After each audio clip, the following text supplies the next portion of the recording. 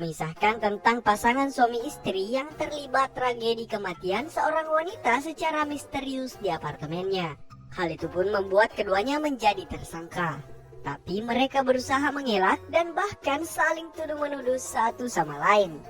Lantas siapakah pembunuh yang sebenarnya? Tanpa banyak basa-basi lagi, kita langsung saja intip alur film lengkapnya guys. Check it out. Tapi sebelum lanjut, jangan lupa klik tombol subscribe dan aktifkan tombol loncengnya. Oke?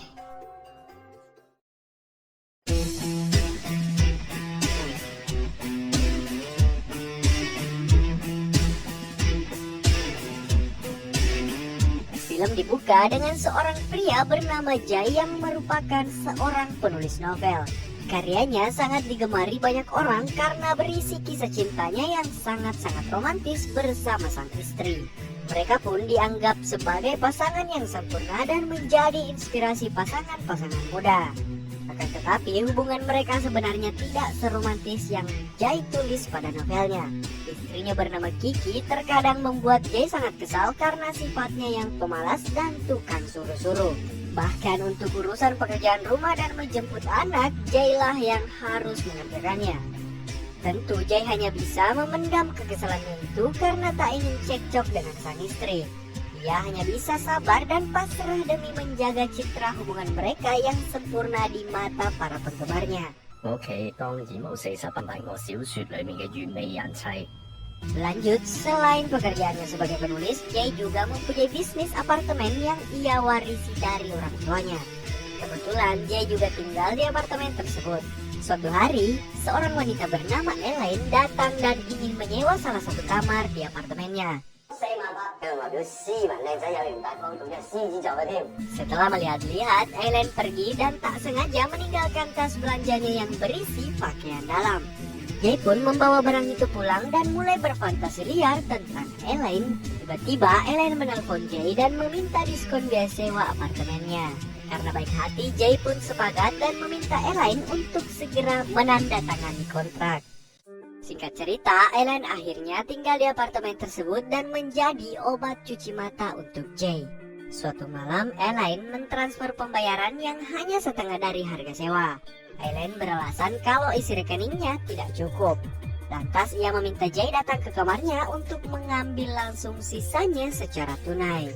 Demi serabi lempit, maksudnya demi uang sewa, Jay pun bergegas ke kamar Elaine dan berbohong pada istrinya. Di sana ia disambut oleh Elaine yang sudah dalam mode siap tempur. Dengan sangat manja, Elaine beralasan tidak sanggup membayar sisa uangnya. Ia lantas menawarkan untuk membagi biaya sewa berdua bersama Jay. Dengan begitu, Jay bisa kapan saja datang menginap di dalam kamarnya. Awalnya Jay merasa ragu-ragu, tapi rayuan manja Elaine membuat Jay jadi panas dingin. Akhirnya ia tak sanggup lagi menahan gejolak di dalam celananya dan terjadilah adegan mantap-mantap.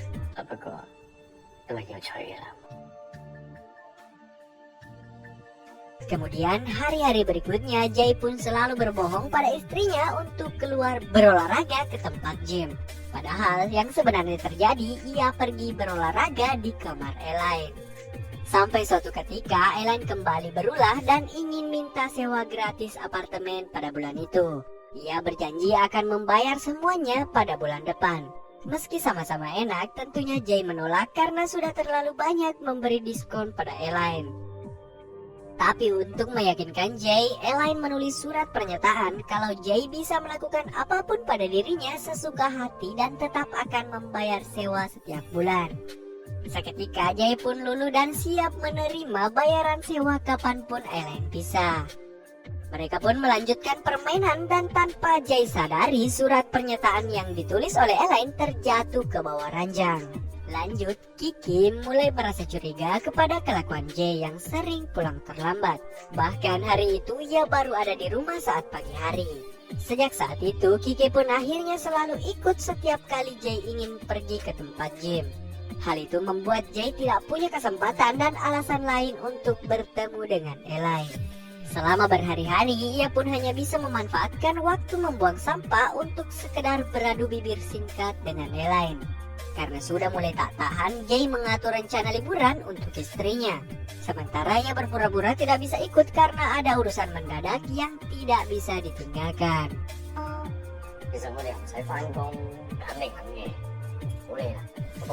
Singkat cerita, setelah Kiki pergi, Jay pun akhirnya punya kesempatan untuk bisa bermantap-mantap dengan Elaine.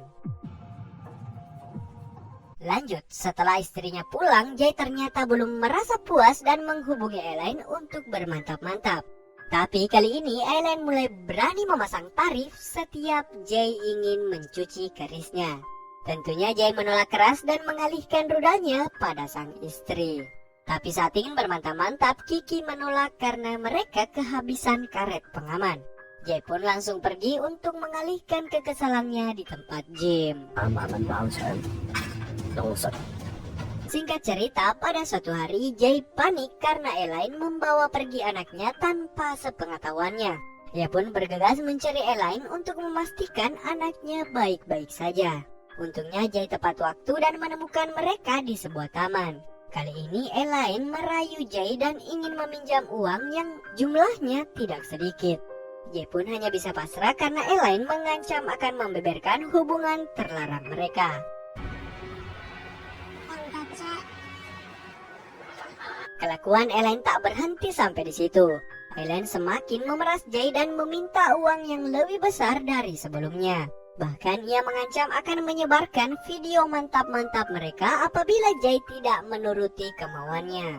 Elaine juga mengingatkan kalau ia tiba-tiba mati, maka video itu akan otomatis terupload di internet.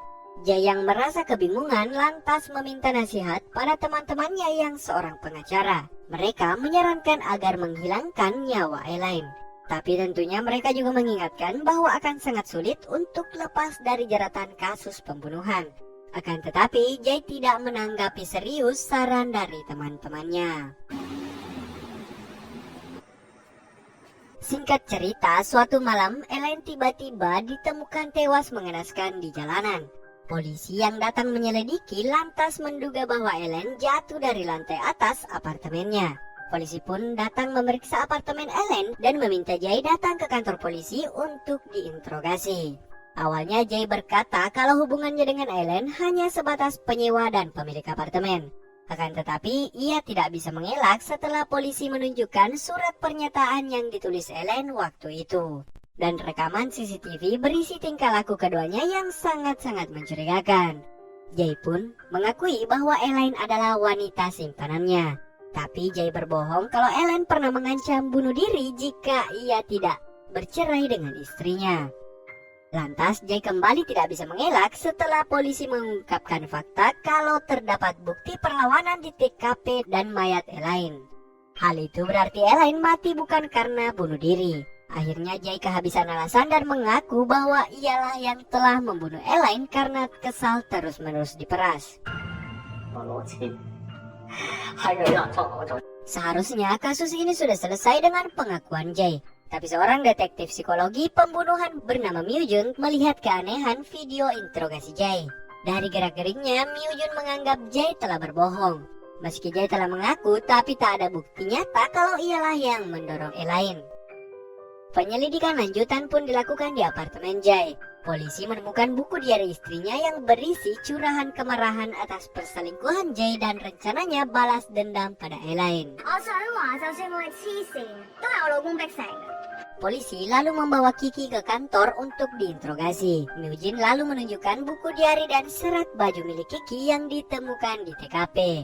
Myu-jin juga menambahkan bahwa Jay tidak ada di TKP saat kejadian berlangsung. Semua bukti dan fakta tersebut mengarah pada Kiki. Bahkan setelah diselidiki, ternyata Kiki mempunyai riwayat penyakit mental dan sering lepas kontrol. Myu-jin pun menyimpulkan bahwa Kiki lah yang telah membunuh Elaine karena menggila setelah ia tahu perselingkuhan suaminya. Tapi Kiki menolak semua tuduhan tersebut dan menganggap dirinya telah dijebak. Polisi pun kebingungan dan memilih membebaskan keduanya. Tapi tentu saja tetap dalam pengawasan.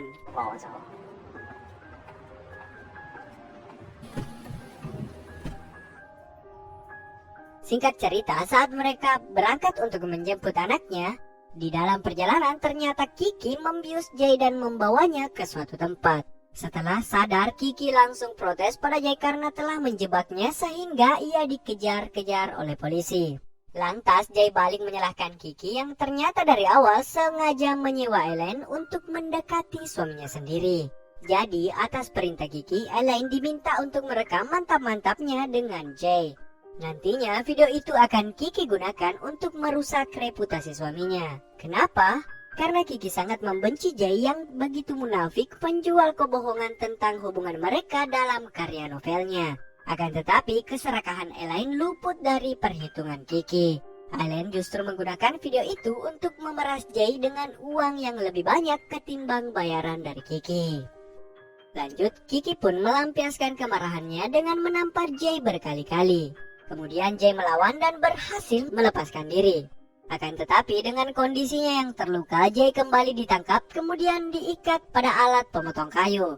Untungnya polisi datang tepat waktu dan berhasil menyelamatkan nyawa Jay. Sementara Kiki pun langsung diringkus polisi. Singkat cerita, akhir film memperlihatkan fakta bagaimana Jay merencanakan dan mengeksekusi dengan rapi kematian Elaine.